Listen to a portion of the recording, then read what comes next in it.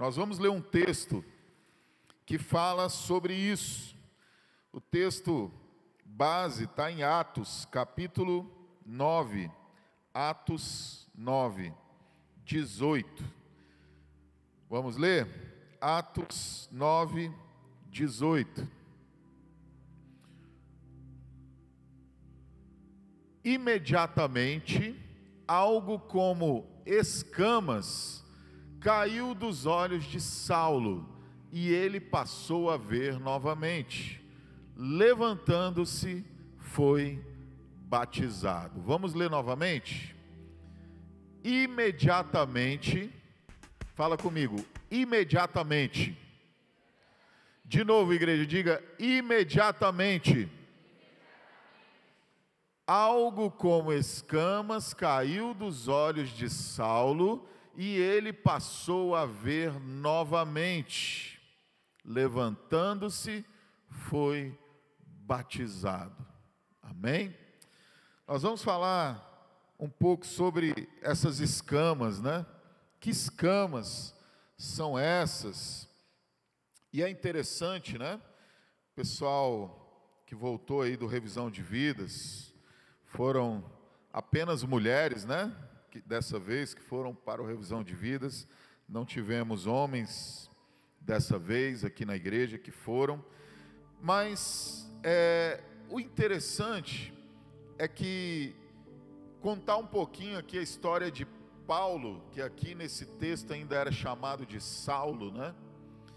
Ele foi o grande apóstolo, né? O grande apóstolo, o apóstolo Paulo. Mas o nome dele era Saulo. Ele não foi batizado como Paulo, ele foi batizado como Saulo. Os pais dele deram o nome dele de Saulo. E é interessante isso, né?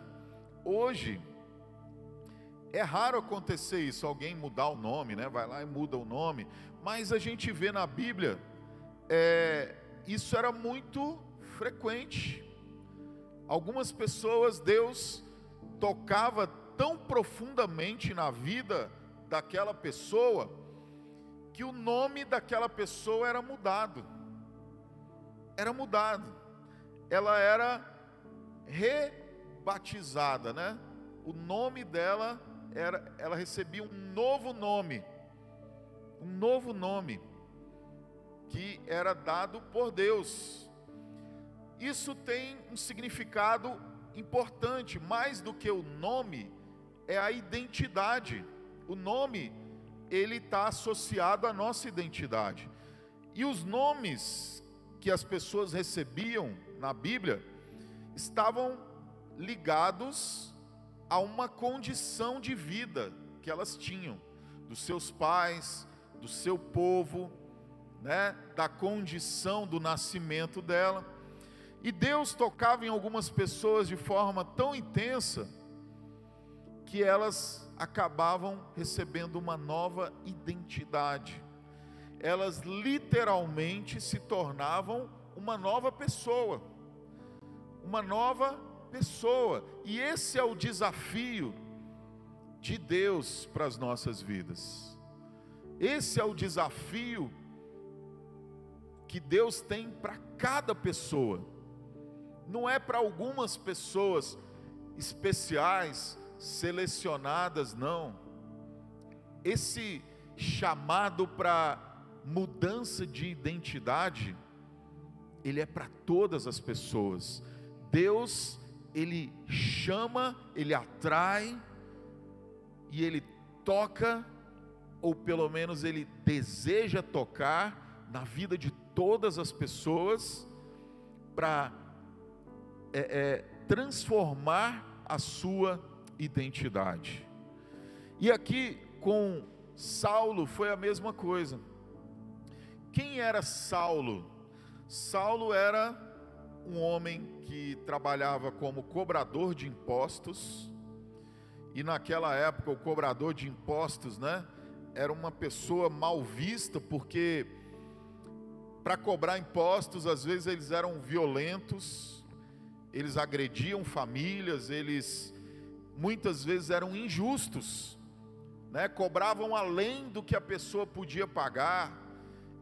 Enfim, era uma situação difícil para alguém ser cobrador de impostos. Ele era uma pessoa indesejada pela sociedade, né? E como cobrador de impostos, ele perseguiu os cristãos, ele perseguia pessoas, ele maltratava pessoas. Ele era uma pessoa que tinha uma história, né? Ele era alguém que tinha uma história de crueldades, de atrocidades. E de repente, o que Deus fez com ele? Deus enviou alguém para tocar na vida dele. Um dia ele estava, né, fazendo o seu trabalho, quando de repente ele teve um impacto, ele teve um encontro com Jesus. Apesar de que Jesus já havia morrido fisicamente, né? Jesus já havia morrido na cruz, mas Jesus teve um encontro com Saulo, foi até Saulo, e a Bíblia diz que naquele momento o cavalo que ele estava pulou, deu um pinote, ele caiu, e ali quando ele caiu do cavalo, ele ficou cego, e ele ficou mudo, e ele ficou completamente ali atordoado com aquela situação. E ele ficou 3 dias isolado, 3 dias sem saber o que estava acontecendo, 3 dias refletindo. E a gente até gosta de comparar o revisão de vidas, né, com esse momento. O momento em que a pessoa se isola do mundo, ela sai da realidade que ela vive, ela deixa de lado, né, a rotina e vai para um lugar para buscar a presença de Deus. E ali, Saulo, então, finalmente foi tocado por Jesus. E ele foi tocado por Jesus, e depois que ele foi tocado por Jesus, a Bíblia diz que imediatamente algo como escamas caiu dos olhos de Saulo, e ele passou a ver novamente. Levantando-se, foi batizado, e ali Saulo deixou de ser Saulo e passou a ser Paulo. Então, queridos, o que a gente entende com esse episódio da vida do apóstolo Paulo? Existe a vida antes de Cristo e depois de Cristo. A vida dele antes era uma, a vida dele depois se transformou completamente. E é isso que a gente espera que Jesus faça na nossa vida. É isso que a gente tem que ter a expectativa que Jesus faça na vida de cada um de nós. E eu quero ler mais um texto que está em Lucas, capítulo 6, versículo 41, que diz assim: por que você repara no cisco que está no olho do seu irmão e não se dá conta da viga que está em seu próprio olho? E essa foi uma fala, né, de Jesus. Por que a gente consegue enxergar um cisco no olho da outra pessoa, mas a gente não consegue enxergar, né, um graveto no nosso olho? O que Jesus está falando aqui? Jesus está falando aqui que nem sempre a nossa visão ela é fiel, que nem sempre aquilo que os nossos olhos veem é aquilo que corresponde à realidade. E a gente tem uma facilidade muito grande de enxergar o mal principalmente na vida dos outros. Não é assim? Nossa, você viu aquela pessoa? Você viu aquela mulher? Você viu aquele homem? Você viu aquela situação? Você viu o que aconteceu com tal pessoa? Você viu o que aconteceu em tal lugar?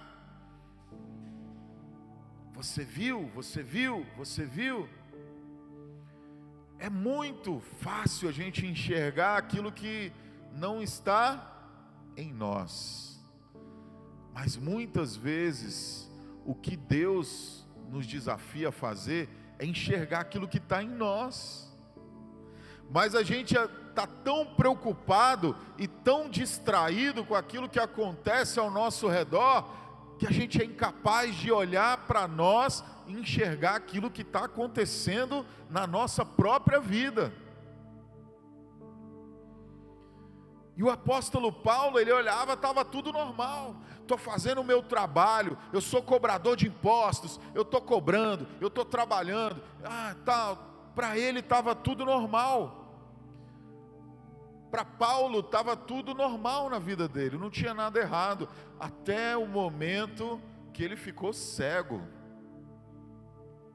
até o momento que ele caiu do cavalo, até o momento que tudo aquilo que parecia normal desabou na vida dele.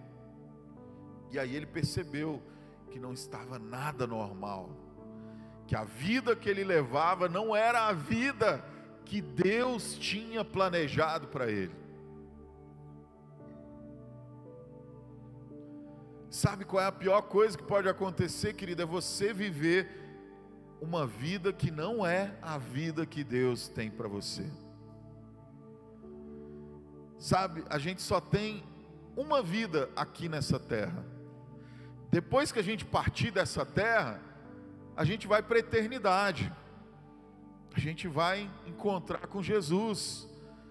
A gente, passa um período da nossa vida aqui nessa terra, mas a gente tem uma vida eterna pela frente. Mas enquanto a gente está nessa vida, a gente tem que pensar bastante, porque a gente não pode desperdiçar o nosso tempo vivendo uma vida que não é nossa. A gente não pode viver uma vida que não faz parte do plano de Deus para nós. É desperdício. A grande pergunta é: quando que a gente descobre que está vivendo a vida errada? Como é que a gente descobre que está lutando muitas vezes a batalha errada? A gente tem que aprender com o apóstolo Paulo. As escamas precisam cair dos nossos olhos. Vamos ler mais um trecho. Atos 9, 3 a 5.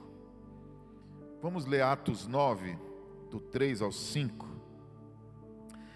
Em sua viagem, quando se aproximava de Damasco, de repente brilhou ao seu redor uma luz vinda do céu. Ele caiu por terra e ouviu uma voz que dizia: Saulo, Saulo, por que você me persegue? Saulo perguntou: quem és tu, Senhor? E ele respondeu: eu sou Jesus, a quem você persegue. E essa palavra, ela pode ser vista de duas maneiras, Perseguir Jesus. Ela pode ser vista como perseguir no sentido de querer fazer algo contra, estou sendo perseguido no trabalho, alguém está querendo o seu mal, Agora, perseguir também pode ser interpretado como buscar. Você ser um perseguidor de Deus, você buscar a Deus, né? E aqui, queridos, Jesus responde: eu sou Jesus a quem você persegue. No caso do apóstolo Paulo, ele perseguia Jesus nos dois sentidos. Ele perseguia porque ele perseguia a igreja, ele perseguia os cristãos, ele perseguia o povo que pregava a Jesus, que pregava o evangelho. Mas ele também era um homem religioso, ele vinha de uma família religiosa, e de alguma forma também ele buscava a Deus, ele tinha o desejo de encontrar a vontade de Deus para a vida dele. E naquele momento, Deus se revelou, Jesus se revelou para o apóstolo Paulo. E ele não fazia o que fazia por maldade, ele fazia porque ele acreditava que era o que tinha que ser feito. Ele fazia porque ele acreditava que era aquela forma que Deus gostaria que ele vivesse, até o encontro que ele teve com Jesus. E deixa eu te falar uma coisa: o mais importante para nós não é ter uma religião, não é frequentar uma igreja. O mais importante para a nossa vida é encontrar Jesus.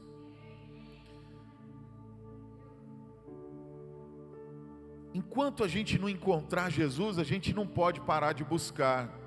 E eu vou te falar que encontrar Jesus, às vezes é necessário que a gente encontre Jesus várias vezes na nossa vida. Por quê? Porque às vezes a gente encontra e a gente convive com Jesus, mas às vezes a gente afasta e a gente perde a convivência com Jesus. E quando isso acontece, a gente precisa encontrar Jesus de novo. Nem que seja preciso ficar cego de novo, cair do cavalo de novo. O que isso significa? Em alguns momentos, a gente vai passar por dificuldades para encontrar Jesus novamente nas nossas vidas. Paulo, naquele momento, ele precisou frear tudo que ele fazia, parar. Como é que uma pessoa trabalha se ela ficou cega? Ele não tinha como trabalhar, ele não tinha como ir para lugar nenhum, ele teve que parar. Tem hora que você precisa parar. Tem hora que você precisa parar a sua vida.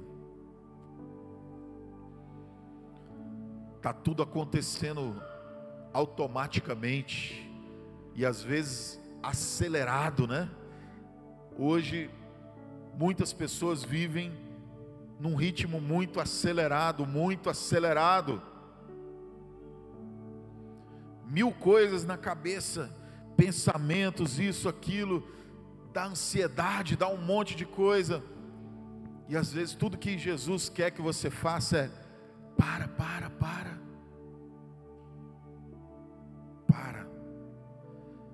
para de pensar o que você está pensando, para de falar o que você está falando, para de fazer o que você está fazendo, para de viver a vida que você está vivendo. Para. Eu quero falar contigo, eu tenho algo para te dizer, eu tenho algo para fazer.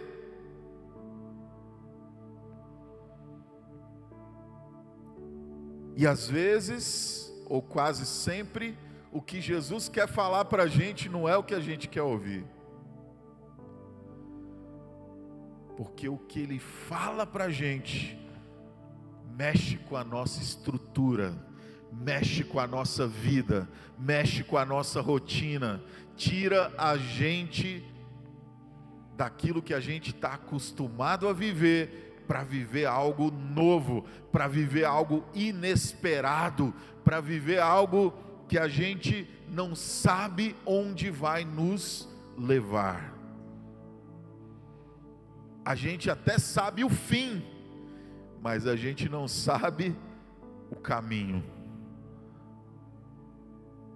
A gente não sabe o que vai acontecer na caminhada, as surpresas que a gente vai ter. A gente não sabe os desafios que a gente vai ter que enfrentar.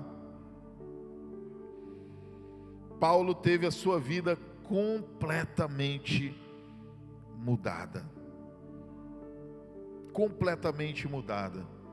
Literalmente, até o nome. Você não é mais essa pessoa, agora você vai ser outra. E muitas vezes na sua vida você vai precisar parar e assumir a sua verdadeira identidade.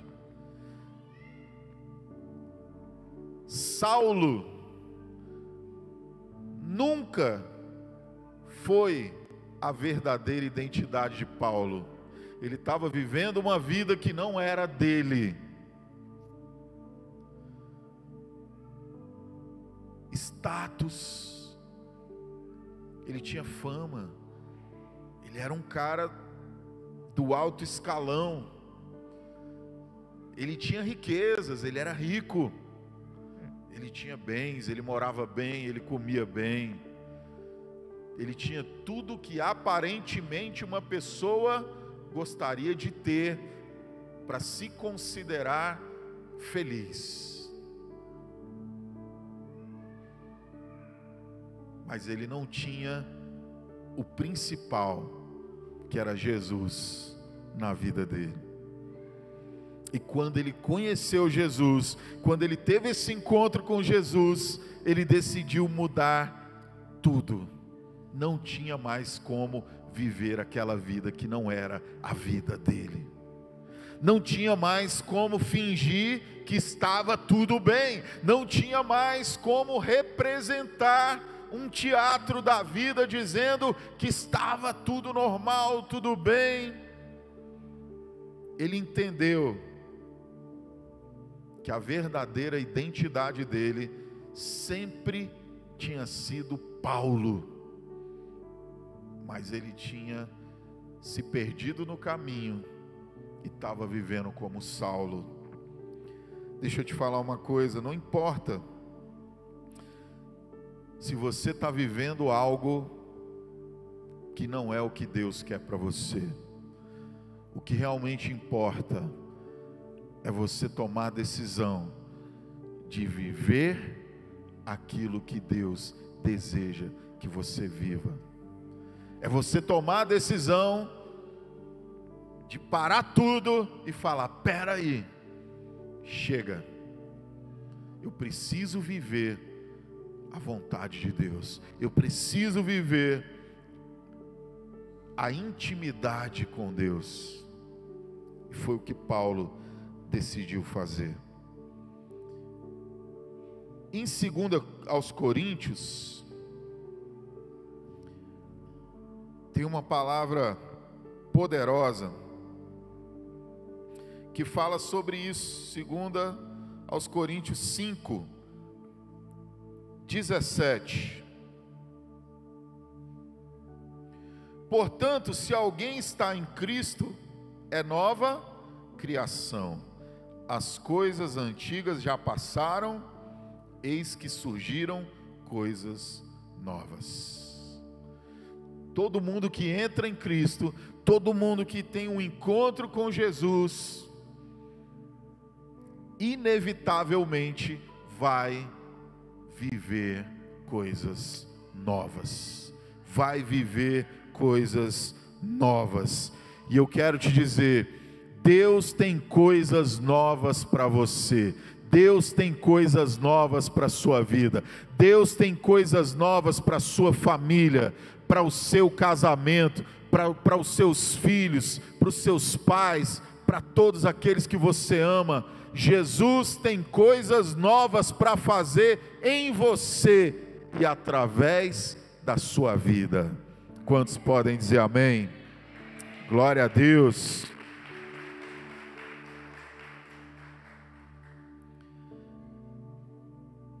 E como a gente faz para tirar essas escamas que impedem que a gente enxergue, né? O que Deus quer da gente? A gente vê, querido, que o que a gente precisa fazer é ter um encontro real com Jesus. Foi o que Paulo fez. Ele teve um encontro real com Jesus. Na hora que você tem um encontro real com Jesus, seus olhos são abertos para enxergar uma realidade que você não conseguia enxergar. Tenha um encontro real com Jesus. O próximo revisão de vidas ainda não tem uma data, né? Eu não posso aqui passar para vocês essa data. Mas você não precisa esperar o revisão de vidas para ter um encontro com Jesus, não. Nós estamos numa campanha de 21 dias de jejum, oração, Bíblia. Decida ter um encontro com Jesus nesses dias. Tira momentos especiais com Jesus. Separa um tempo do seu dia para Ele. E fala com Ele. Busque-o. Ore. Leia a Bíblia. Ele vai falar com você. Ele vai falar com você. Você vai ter um encontro com Ele.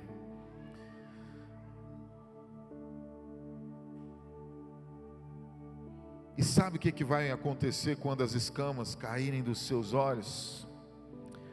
Você vai enxergar um mundo novo à sua frente, uma realidade nova à sua frente. Segundo livro de Reis, capítulo 6, versículo 17. Segundo livro de Reis, 6, 17. Fala de um momento onde os olhos de alguém foram abertos, e Eliseu orou: Senhor, abre os olhos dele. Presta atenção, essa pessoa que Eliseu está orando aqui, ele enxergava, ele não era cego, ele enxergava. Mas olha a oração: Senhor, abre os olhos dele, para que veja. Então o Senhor abriu os olhos do rapaz, que olhou e viu as colinas cheias de cavalos e carros de fogo ao redor de Eliseu. Quantos gostam daquela música? Parece que estou cercado, mas sou guardado por ti. É inspirada nesse texto, né? Aqui eles estavam num momento de guerra. Quantos estão vivendo aí um momento de guerra na sua vida, de batalha, de meu Deus, o que será de mim, o que será do amanhã, o que será da minha casa, da minha família? Senhor, eu estou perdido, eu não sei para onde eu vou, não sei o que eu faço. Sabe, aqui era um momento de guerra. Era uma guerra, e aquele jovem estava morrendo de medo. Por quê? Porque o exército do inimigo era muito grande, a força do inimigo era muito grande, e ele pensou: vamos todos morrer, nós vamos ser massacrados. Aí o profeta estava tranquilo, ele estava bem, Eliseu estava em paz, e aquele jovem não entendia como é que esse cara pode estar tão tranquilo, se a gente está prestes a ser destruído pelo inimigo. Eliseu estava vendo uma coisa que aquele jovem não estava vendo. Se você está se sentindo cercado, acuado, Se você está se sentindo ameaçado, faz a oração que Eliseu fez. Fala: Senhor, abre os meus olhos, porque eu não estou conseguindo ver saída. Abre os meus olhos, Senhor, porque eu não estou conseguindo enxergar aonde que eu vou sair dessa situação. Como eu vou sair dessa situação?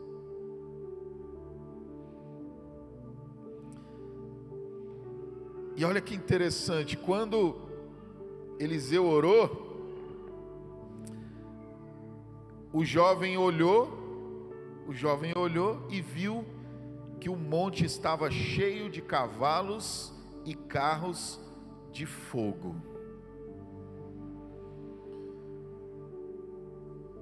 A sua solução, a saída para a sua vida, nem sempre vai ser enxergada com os seus olhos naturais. Nem sempre você vai conseguir ver com os seus olhos aquilo que Deus está prestes a fazer.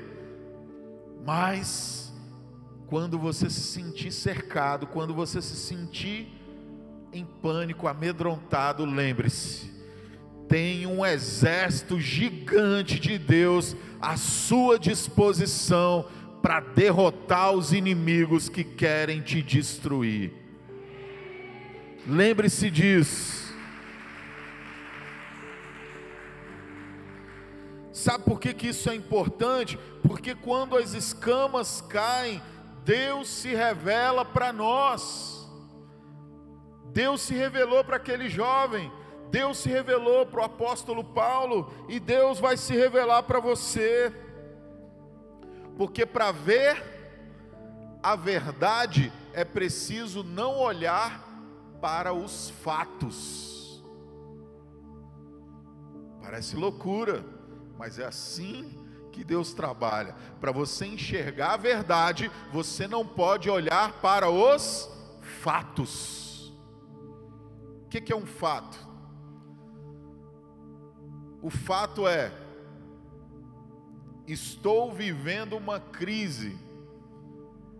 Estou vivendo uma crise financeira, estou vivendo uma crise no casamento, estou vivendo uma crise na saúde, estou vivendo uma crise profissional, estou vivendo uma crise com meus filhos, com alguém, enfim, esses são os fatos. Você não pode olhar para os fatos para enxergar a verdade. Você não pode olhar para os fatos. A Bíblia diz: conhecereis a verdade vos libertará. Os fatos são justamente as escamas que impedem você de enxergar. Impedem você de enxergar o melhor de Deus para a sua vida. Porque você não vive pelo que você vê, você vive pelo que você crê. O cristão tem que viver pelo que ele crê e não pelo que ele vê. Se o que você está vendo não é o que você gostaria de viver, então você tem que declarar: vai mudar em nome de Jesus. Não vai continuar assim, não vai permanecer, não será assim para sempre. Vai acontecer algo, alguma coisa vai acontecer e essa situação vai mudar. Você não muda por causa das circunstâncias. As circunstâncias é que vão mudar por sua causa. Amém?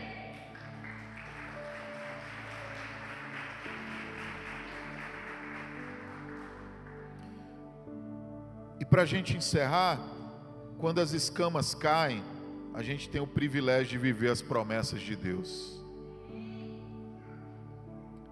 Muitas vezes as escamas fazem você lutar a batalha errada. Sabe o que é lutar a batalha errada? É você achar que os seus inimigos são pessoas. É o marido achar: minha esposa é minha inimiga. A esposa achar: meu marido é meu inimigo. É o funcionário achar meu chefe é o meu inimigo, o chefe achar não, o meu funcionário é meu inimigo, tal pessoa é meu inimigo, tal pessoa, isso é lutar a batalha errada. Lá em Efésios capítulo 6, versículo 12, fala quais são os seus reais inimigos. Efésios, coloca aí pra gente, Efésios 6, 12.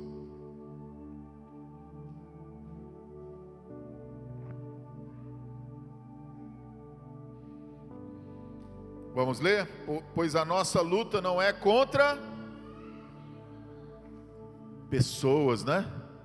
Nossa luta não é contra pessoas, mas contra os poderes e autoridades, contra os dominadores desse mundo das trevas, contra as forças espirituais do mal nas regiões celestiais.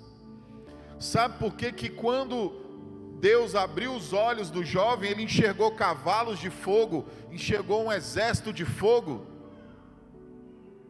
Porque o exército era espiritual.